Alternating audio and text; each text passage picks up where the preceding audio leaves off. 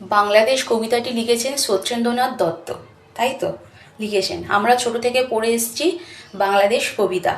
অত্যন্ত প্রিয় একটা দেশ, অত্যন্ত ভালোবাসার একটি দেশ, খুব ভালো দেশ।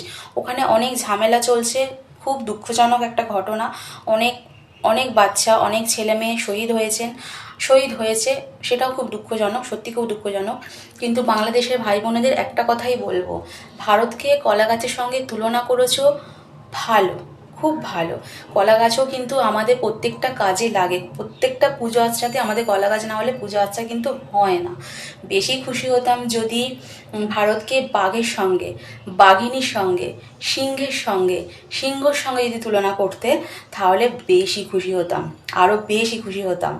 কলা গাছের সঙ্গে তুলনা করেছো, খুব ভালো কথা। কলা গাছ তো আমাদের প্রত্যেকটা কাজে লাগে, কি ভারতবাসী, তাই তো? তো আমাদের ভালোবাসার দেশ হচ্ছে ভারত। আমরা গর্বিত যে আমরা ভারতে বাস করছি।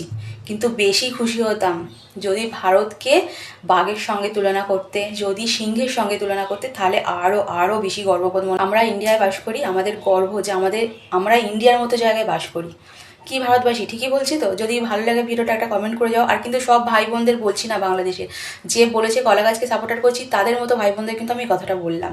ভালো লাগলে একটা লাইক দিও।